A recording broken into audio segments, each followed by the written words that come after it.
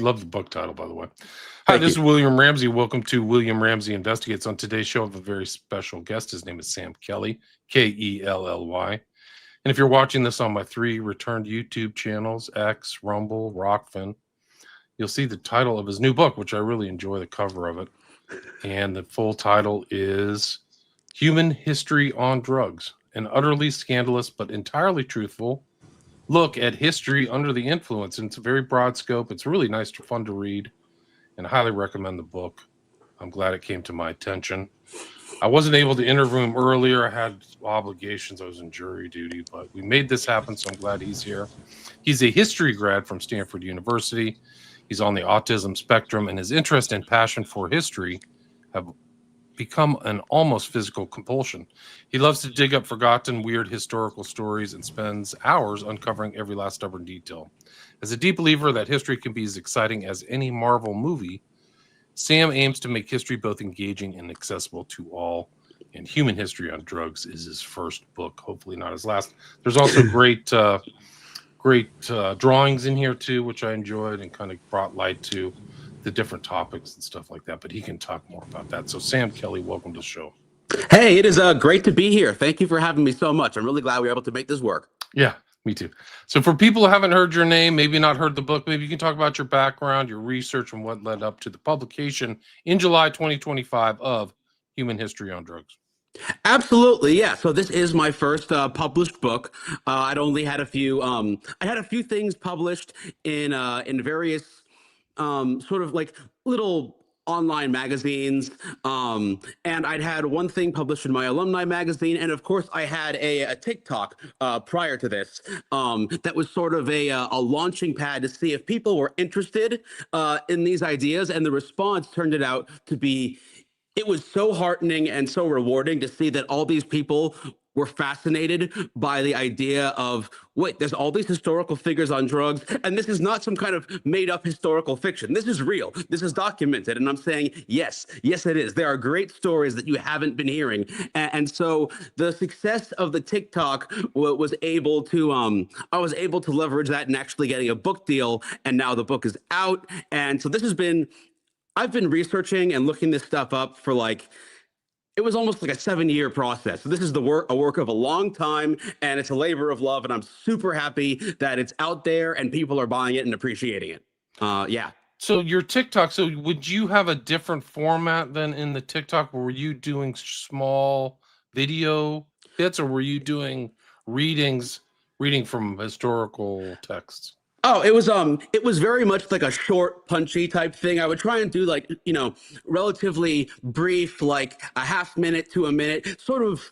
Gotcha. I would dispense like fun facts and try and make these fun, punchy things, like a cocktail party kind of like intro thing. And I would see if people would be interested in these. So I'd oftentimes do a series of videos in the same person. Sometimes I would do ones about topics instead. So it really varied. But those were much more short form. And so with this, I was thinking that I would get into doing like still again, so it's 40 chapters in the book, and each one's about like a 10-minute read or so. So it definitely has sort of like an anthology of different things, but this is more long form, obviously, because each chapter is like 3 to 5 pages, so it's. Were you surprised at how many people in history were on drugs? How many um famous people? well, I mean, yes and no. I guess it was.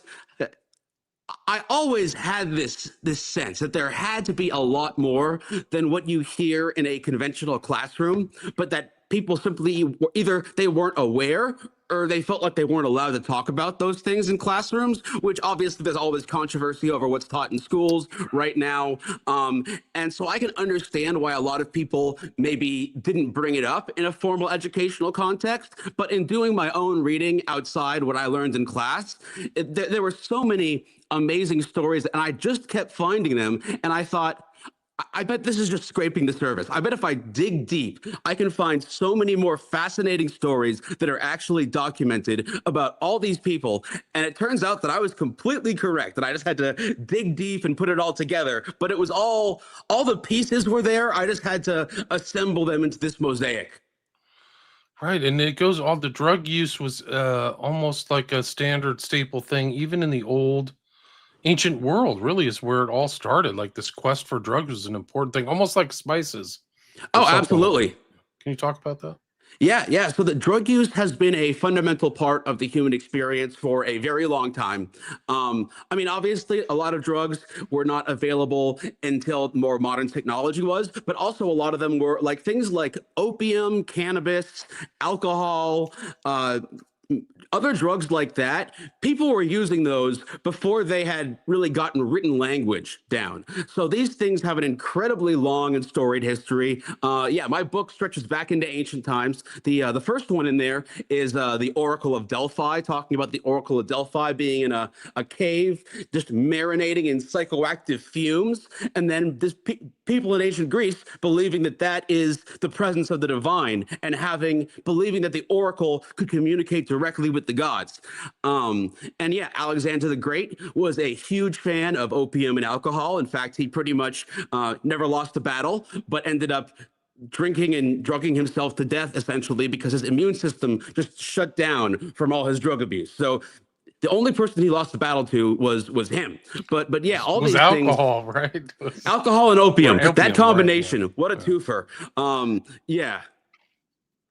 But The- definitely the yeah, and the cover, that's Ramses the Great, and yeah, like cannabis in ancient Egypt, ancient India, throughout throughout these regions in ancient times, these were available and they spread from human contacts, just like human religions and cultures and other things like that do. So yeah, much like spice was traded, so were these things traded. but it's interesting because even in our modern times, they say that we use drugs to enter a elevated state or a happiness state or to reach the divine. Like that was kind of the big thing with you mentioned Leary in this book. Yeah, But that was yeah, kind of absolutely, they were doing it in the ancient world too, right? So it's nothing's absolutely. new under the sun, so to speak. Precisely, precisely. Yeah, obviously. I mean, nowadays we're much more aware of things like ayahuasca or psilocybin mushrooms or other things that indigenous Americans have used since ancient times. But those were not the only things. People in different parts of the world, everyone from shamans in Siberia were using Amanita muscaria mushrooms, a lot nastier than psilocybin, more likely to cause really unpleasant convulsions, other horrible side effects. But those people were using that in order to commune with the gods. People in all sorts of parts of the world would ingest these ritual substances. People in ancient Greece, there was a thing called the Eleusinian Mysteries where they consumed stuff like that. So yeah, this is a well-known thing from the ancient world that later efforts to create a moral panic about drugs, they don't like talking about it because it shows that no, this is not a new thing. This is as old as people being people. Right. The Eleusinian mysteries are still like brought up as these mystery schools. So that's another kind of interesting aspect of the use of psychoactive substances is that they're kept. There's almost like a secret society in some of the use of this because you mentioned the Hashashin too, right? Yes, Can you, absolutely. can you talk about them? Yeah, so the Hashashin were a so they start out as they're an Islamic religious sect, and they're in a time where there is tremendous internecine warfare, and so they are working to actively assassinate their. That's where the word assassin comes from, right? But so they're a group of very dedicated religious people who want to remove their religious enemies, and they have the unique sort of sacrament of the way that they are introduced into into this religious killer brotherhood is that they are brought to the palace of their leader, of the leader of the Hashashin Guild. And so It's they, Hassan Isabah, right? yeah, Yeah. yeah, Hassani Sabah. And so he has this whole underground grotto set up, sort of a secret garden. And so he has all the guys consume hashish and they get really high. They pass out and he has them taken to his secret garden. So they wake up and they see this beauty and splendor, and there's attractive women there, and there's good food, and it seems like a vision of paradise, but it's on earth. And so he says, this is the kind of glory that can come to you if you are faithful and true and absolutely devoted to my movement. But that's only if now just and so he'd have them take some more, they pass out again, and then he brings them back. And they're thinking, what was that glorious? How did that happen? And he says, that is a preview of paradise, and that is where you will go if you follow my words exactly. And it turns out to be very successful. And so he has a small but dedicated group of very religious, very cannabis enthused individuals who they are absolutely loyal. And so some people might think, oh, how is it that like they're being good at stealthy assassinations if they're high? They're not really doing stealthy stuff. They are so loyal that they are willing to just run up and assassinate their enemies, knowing they'll probably be killed afterwards because they believe they've already seen a vision of the paradise that is to come. Right.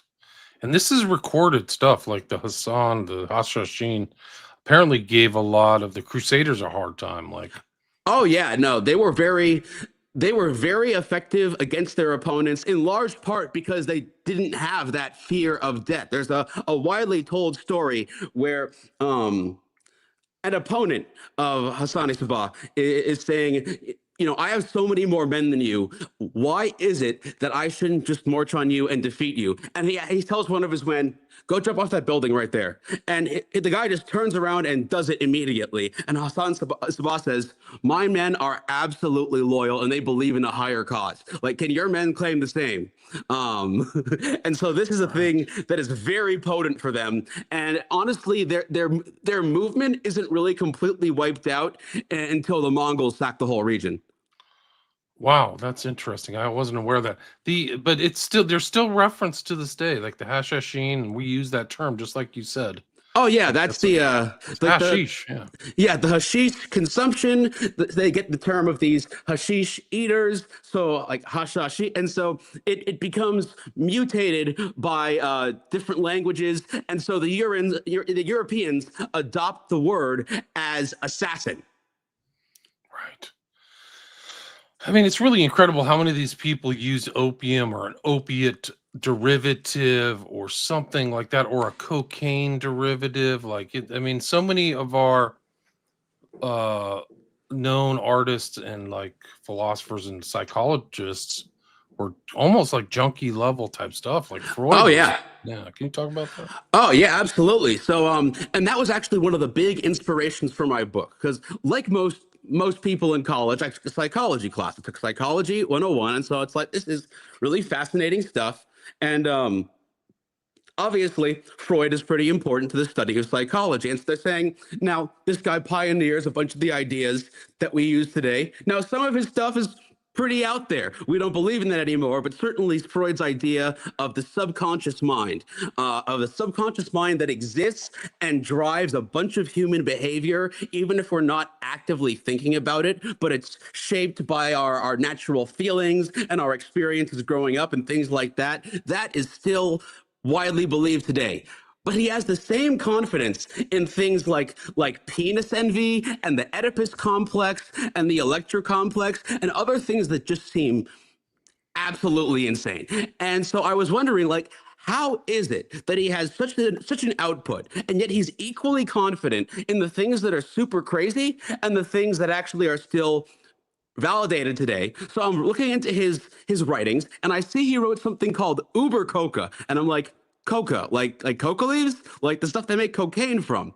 And so I read into it, and he's written this. It is basically this glorifying ode to to cocaine. He is just talking about how he thinks it's a wonder drug. He claims that it's not addictive. He believes that it can be used to treat all kinds of diseases.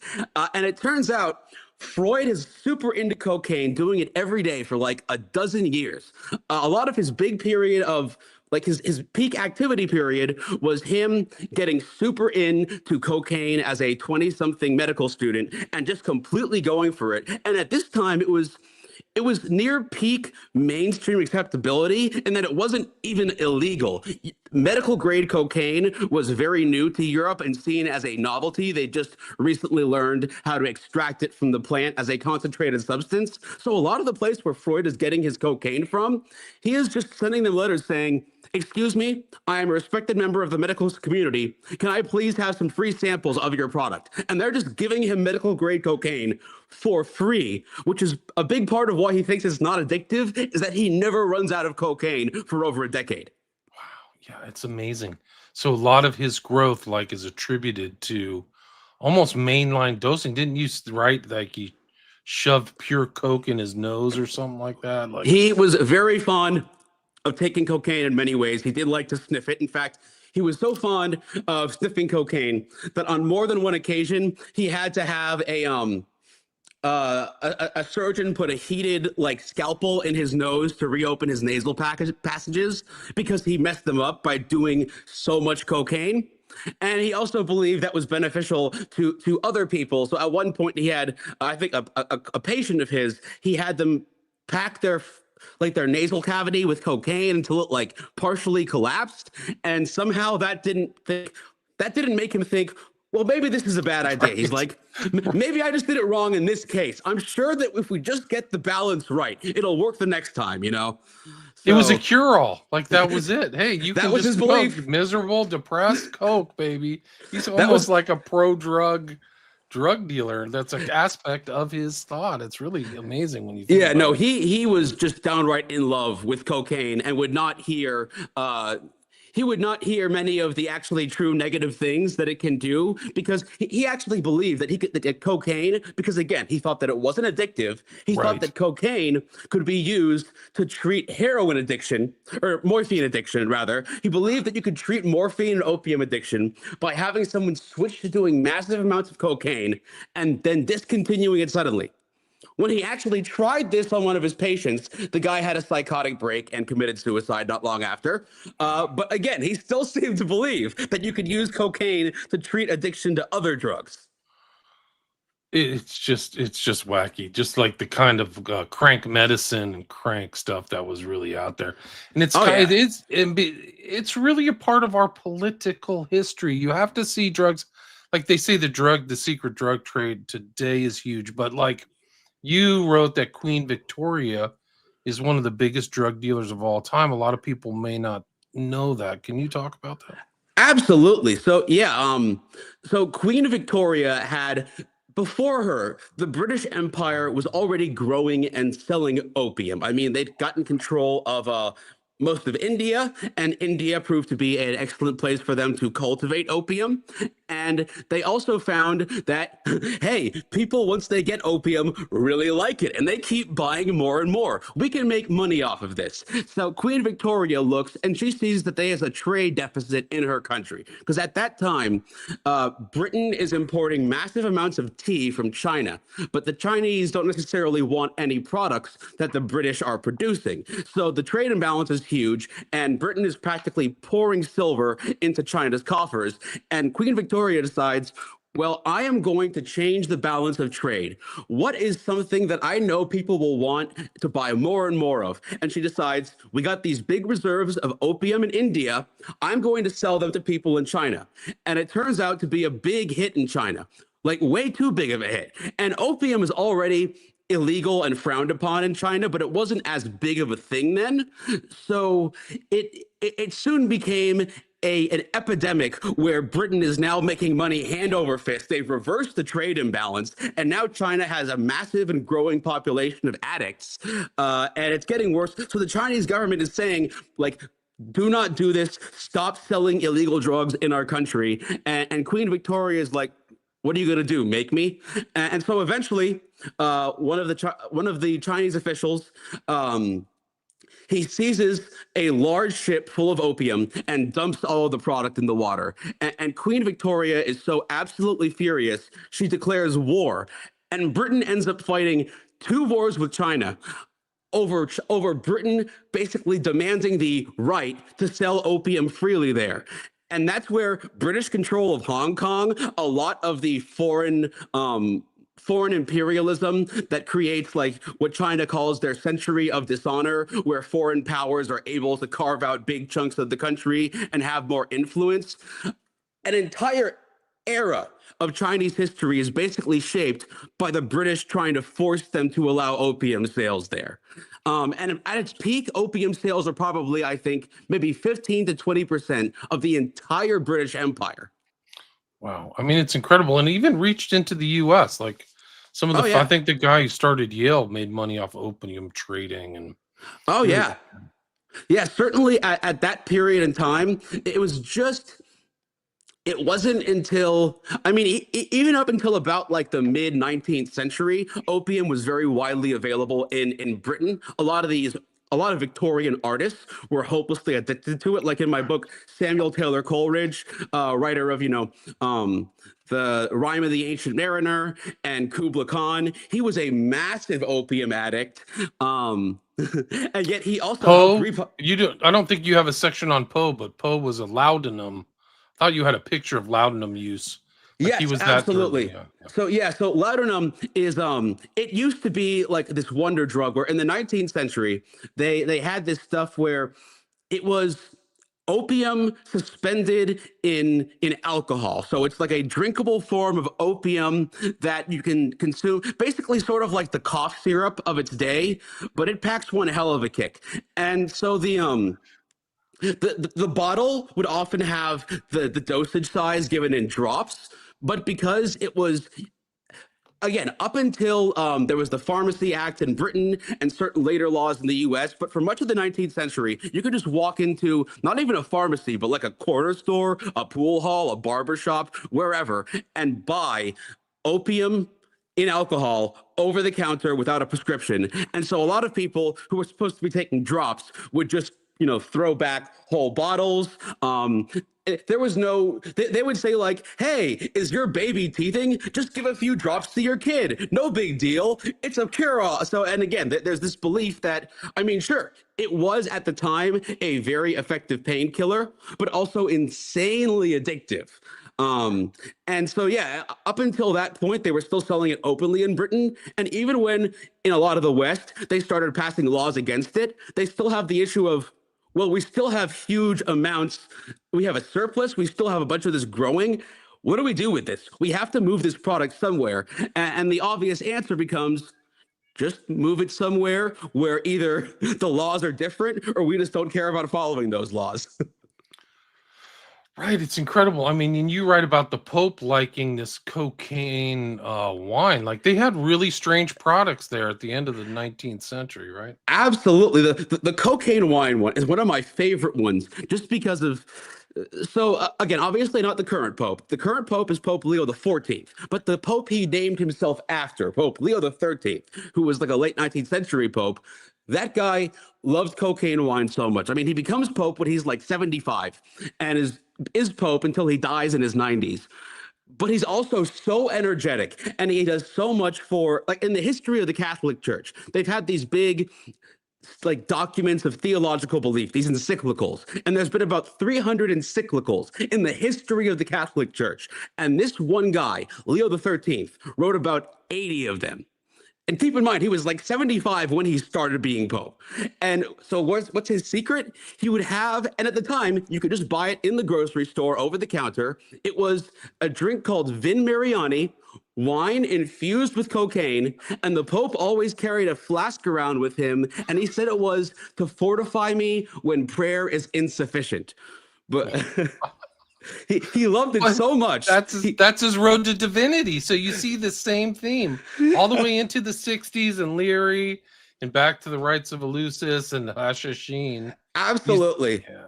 I just want to go on a little bit more about that Pope because it's so great. So he loves this Vin Mariani stuff so much that not only does he say that, he summons the creator of the wine to the Vatican to give him a Vatican gold medal, and then the Pope appears in a full-page advertisement for cocaine wine endorsing it.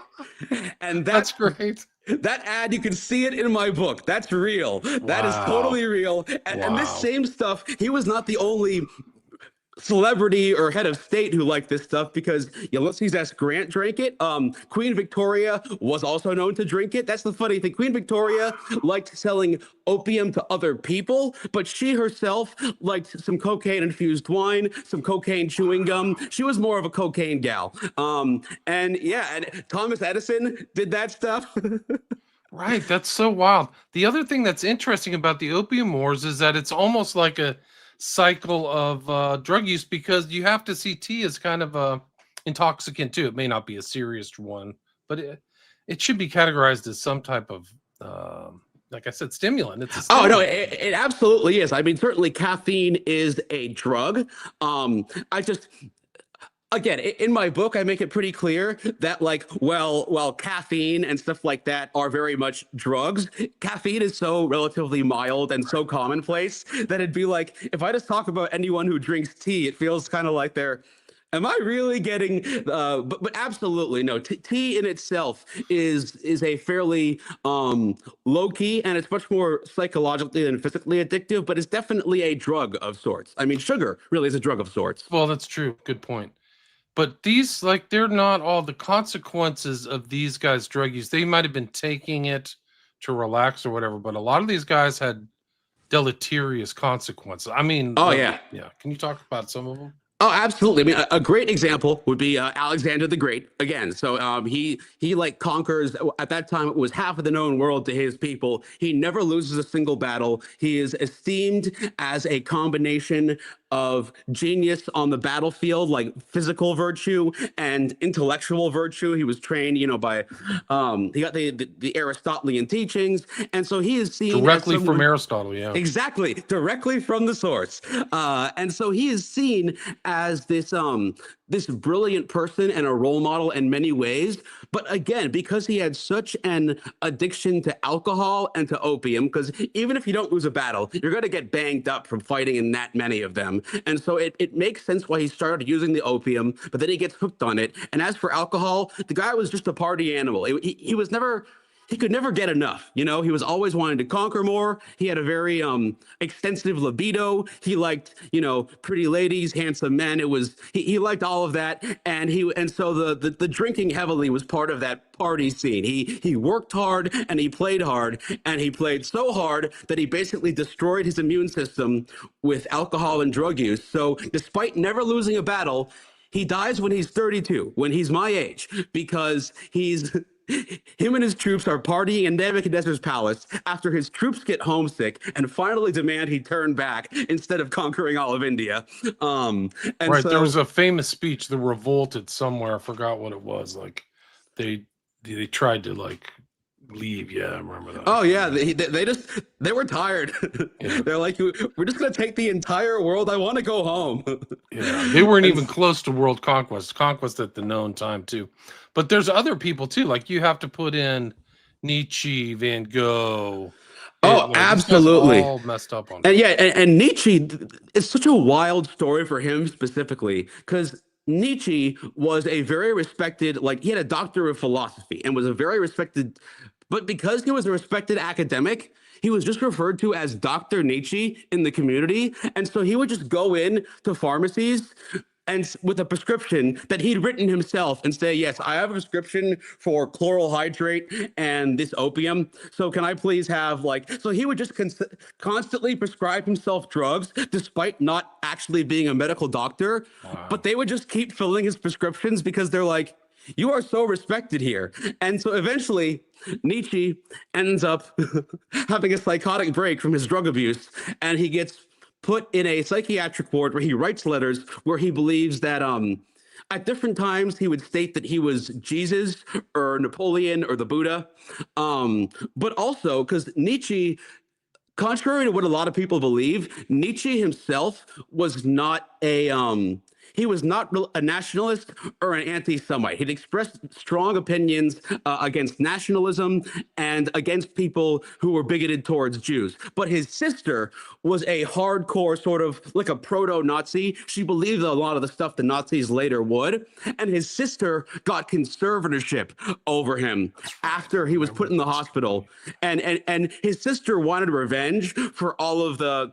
I mean, he really mocked his sister's philosophy. So his sister and her then husband, who was also a like Germanic nationalist white supremacist, they'd moved to a supposedly racially pure Aryan colony in South America, and so that collapsed, and her husband committed suicide. And when she get back, Nietzsche's like, Oh, It's like wow. it's like you're a jerk. Your beliefs are terrible and your husband's are terrible, and I'm glad he's dead because he was an awful guy.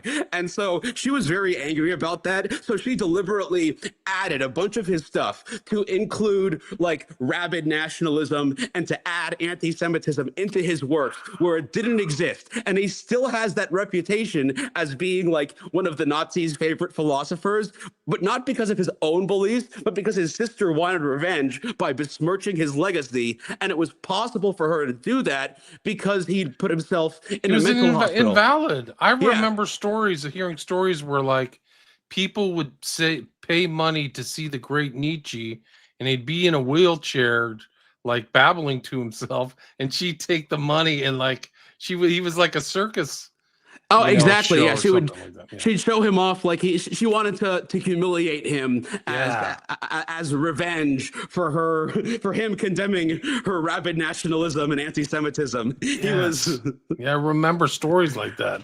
Like yeah. she kept him like a circus act or something like that. As a poor Yeah, guy, so and the it's the famous like kissing of the donkey in Rome or whatever it was. yeah, that was the moment of his mental break. He That's a sees breakdown. someone beating a horse in the street and it just breaks whatever That was was left it. of his sanity. And then Right. after that he was confined.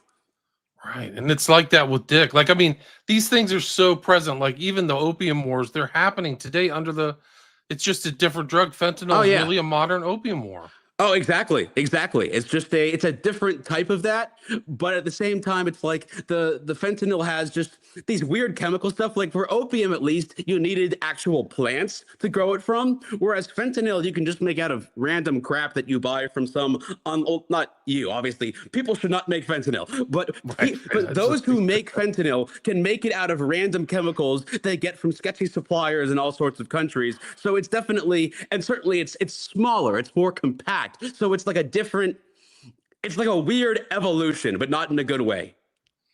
Yeah, but it is interesting that these breaks and these people break. I mean, Hitler seems like he broke, and so did Philip K. Dick, all the way to a lot of people came out the other end of some of these human history on drugs, not in a good way. Like, I mean, Yeah. I'm not an advocate of addiction in any Oh way, shape, or yeah. form. Yeah, yeah. Yeah, no, definitely. That was part of the vibe that I wanted to show a huge range of different stories. Like some people in the book have relatively benign effects, or they even feel like it enhanced their work. But obviously, plenty of others it destroyed their lives, drove them insane, broke their potential. It did. So it's a huge, and I don't want to send the message overall that drugs are inherently good or bad. I feel like my sense that I got while writing it, and the one that I wanted to convey to others, was that drugs are more like tools. A tool doesn't have to be inherently good or bad. So a chainsaw and a butter knife are tools, but Right. obviously it's a lot easier to mess someone up with a chainsaw than it is with a butter knife. But that doesn't mean they don't both have legitimate purposes. So I Right. think that awareness and being educated about these things is very important. And again, I wouldn't be an advocate for like let's just legalize everything, but Right. certainly I think there's a lot of nuance here, and so it's important to focus on these different reactions. I think these are cautionary tales too. Some of them are like there Many of clearly them are, are yes. people like if you read the section on Philip K. Dick, I had no idea he gobbled that much meth, but Oh yeah. like incredible. I mean, there's no. I'm not surprised he had some kind of break, but Oh no, in just the realizing that he had like so for the listeners there, you know how on Halloween they'll have like big bowls of like candies out, like M&Ms and stuff like that. He just had a big bowl of amphetamines in his kitchen, and he would just like take a handful of them and pop them, and he'd write cranked out of his mind, and so it got a lot of his work churned out there. But then if you look at the actual themes in his work, which again, it inspires so much brilliant science fiction, but like you look at like we can remember it for Who You Wholesale, aka Total Recall, or you look at, Do Androids Dream of Electric Sheep, aka Blade Runner. There's so much of the amphetamine psychosis in the writing. Like, what if I'm a robot and I don't know that I'm a robot because someone has gotten into my brain and jacked it up so I think I'm a real. There's that whole vibe that what if everything I believe about the world is not real and I'm this close to snapping? And it's part of why his sci-fi is so tense and got adapted so much is you can really get the sense from his writing that he's both a very talented author, but that he understands that sense of, you can practically feel the mental disturbance radiating Yeah, out of the the tension, pages. the paranoia, and walking on the edge of a blade or something. Oh Because yeah, he's no, gobbling, he's going on like 2, 3 day no sleep writing binges. Like incredible. absolutely, absolutely. And so it's again, it is not surprising both that his work remains very well respected, and a lot of it seems even more prescient than it is. At the same time, he also had 5 failed marriages and died a premature death because his pancreas stopped working from massive drug abuse. At And so, 52, right? So yeah, 52, he's gone, and I mean, he just burnt it out. Like it's just yeah. incredible. And that even that section had a lot of other writers who would do Speed, Ayn Rand, and other people. Like Oh that's yeah, Ayn a Rand yeah. very much was a fan of Speed. Dalton Trumbull, all kinds of different writers would use it for different reasons. I mostly, I was sort of, he could had the, of all those authors, he had the most terrifyingly large consumption. Like just the sheer Yeah. volume. I don't understand how it didn't kill him much earlier than it did. Right. Right. It's really unnerving. Like Oh that yeah, was his dedication, not to food, but to writing and meth. yeah. That was it. Like you live and eat cat food or something like that. Oh I yeah, and gotta it was a brutal cycle because it's like, well, so he's like, well, I had all these issues with paranoia and anxiety, so I dropped out of school. So now I got to support myself. I love sci-fi, but it doesn't pay that much, so I have to write a lot of sci-fi. What will help me write a lot of sci-fi? I can do amphetamines and crank it out, but then the amphetamine habit gets more and more expensive, so he has to keep doing amphetamines to write more sci-fi, to pay for the amphetamines, to write more sci-fi. it's like a Scanner Darkly. It's a big cyclical use, right? Like Absolutely. I it's mean, so so funny. much of that book was like, that book was partly autobiographical. He fictionalized a lot of elements, but a lot of the stuff about like living in a house where there's just addicts kind of coming and going, and this sense of your life is falling apart and not knowing what reality is, all of that was written from mostly from experience. Yeah, no, it's incredible. Incredible stuff. Well, before we wrap it up, we're at the 35-minute mark. Maybe you can talk about Alexander Shulgin. I don't think a lot of people are aware of that story of this kind of modern maker of psychedelics, right? Yes, yes, Shulgin, such a fascinating story. So Shulgin is a guy who comes up in the middle of the 20th century, and so he gets his start working for Dow Chemical. He creates the first biodegradable not fertilizer, but like the first biodegradable pesticide, I think it was. And so he is considered to be a chemical genius. And so Dow Chemical says after this, we will let you work on whatever field you want. And he's like, there's this new field of these like psychedelic drugs. I want to work in that. And at the time, there isn't quite the moral panic yet. So he starts working on that. But he's a big believer in radical scientific transparency. So he tells other people what his methods are for making this. He creates a psychedelic amphetamine. He tells a guy, and that guy tells the Hells Angels what the recipe is. And so then the Hells Angels end up selling pills of a drug he made to a bunch of hippies at a counterculture event. There's a bunch of people at the Human Being doing his psychedelic amphetamine. Some of them freak out. And once they find out that he's made this drug that has been adapted by motorcycle gangs and sold to hippies, Dow Chemical says, we're sorry, man. Like, we love you, but we have to let you go.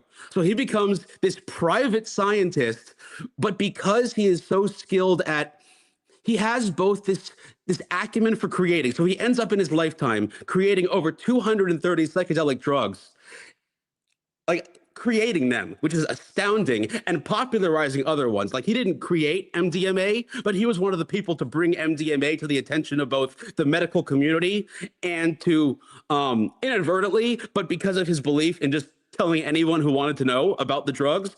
Part of the reason why ecstasy became a party scene thing in the first place was because he told people about what it could do and how to make it. And so there's this weird thing where the DEA hired him and they kept him on as a consultant because they knew he was one of the masters of like, how does someone run a drug lab? How does someone create drugs? Because he would tell all of that stuff to their drug enforcement agents because he believed in radical transparency, but also because he believed in radical transparency, he wouldn't hide it from others either. So he ends up writing 2 books that that talk about the various drugs he's made and what his processes were.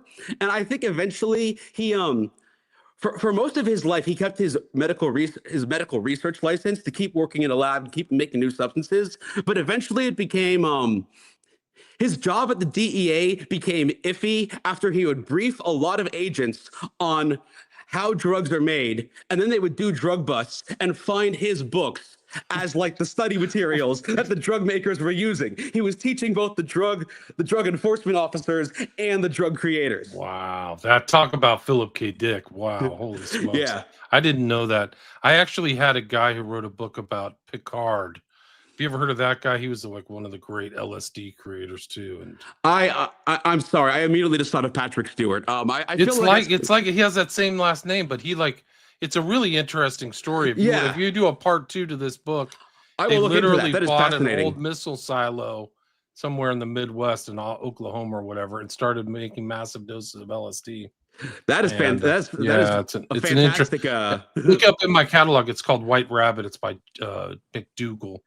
So Will really, do. I will check that out. That is a good lead. Thank you for that. yeah. If you ever write a part 2, I mean, we barely covered the surface. There's so many other topics: Jobs, McAfee, Oh yeah, Carl so many Sagan, Doc great Ellis. stories. Yeah, there's a lot of great other stuff in this book. Check it out. It gives you an idea the expanse of like in human history just like human history on drugs, just like the title says. Do you have any Yeah. chance? Can you take a couple questions? Sure. Yeah. I got this. This is my story. If you see on the bottom there, it says. Oh yeah. It's- Push back from writing the book.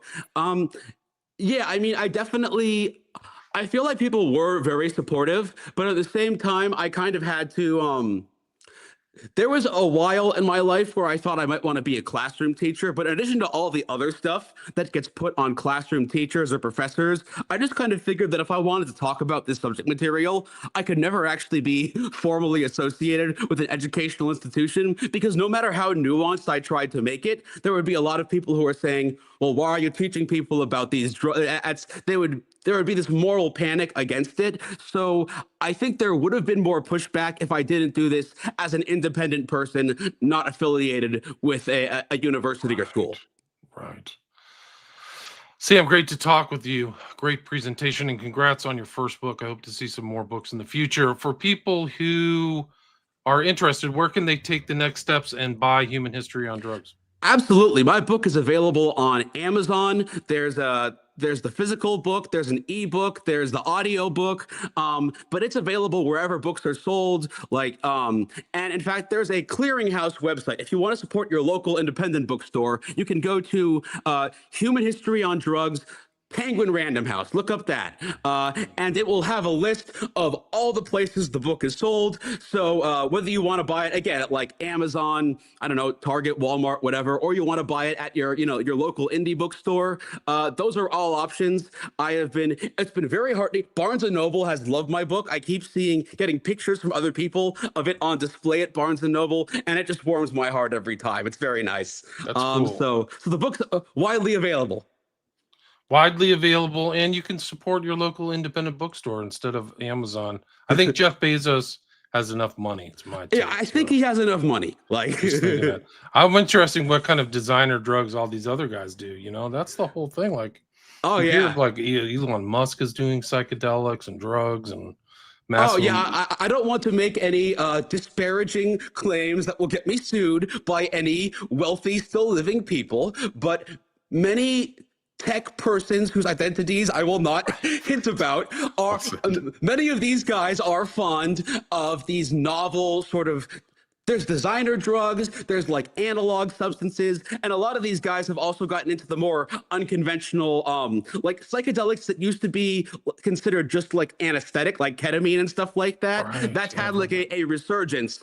Again, microdosing, macro dosing, like just like really kind of psychonaut type stuff, Oh, absolutely. Yeah, a lot of these guys are real into the whole sort of like almost like an Epicurean desire to experience all these things. Yeah, it's really well said. That's really well said, especially like the Bay Area. That's where Shulgin was. A lot of these guys are Bay Area centered. I think. Yeah, that's where the Grateful Dead came from. Bay. Yeah, Dick was in the North Bay. Anyway, great to talk with you. And I think you said at the outset when we were talking, you have an active TikTok channel and Instagram. I'm on TikTok and Instagram. Yeah, on TikTok, it's human history on dergs, because apparently you can't say drugs if it's spelled correctly, but magically it will become. I guess they think if you spell it correctly, people will want to do drugs, but if you don't, they'll be like, "Oh, well, now we see what drugs have done to you." But so it's human history on dergs on TikTok, and on Instagram it's human history on drugs, because they just didn't care enough to be like, like, I'm obviously not selling any substances. Right. I am trying to. The way I see it, my book is a gateway drug to learning and awareness, not to Yes. drug use. Totally agree with you. It's also, there's cautionary tales in here. Some of these Oh, people absolutely, did not yeah. end up well, so it's not like, guys, this is the gateway to the divinity. Some of these people did not. They ended up in the gutter, guys. Oh So- yeah, no, I'm not like cheerleading for drugs. I'm not trying to demonize drugs. I'm trying to present this image of people have used drugs for all these reasons, and there's been a huge spectrum of different results they've had. But I think the most interesting thing is I mean, the most valuable thing is how fascinating and how much we can learn from others' experiences, and just how good the stories are. Very well said. Great way to end it. Thanks for joining the show. Again, it's Sam Kelly, Kelly. And the full title of the book is Human History on Drugs, an utterly scandalous but entirely truthful look at history under the influence, just published 2025. Thanks so much for your time. Thank you so much for having me. All right, stay there. Stay there.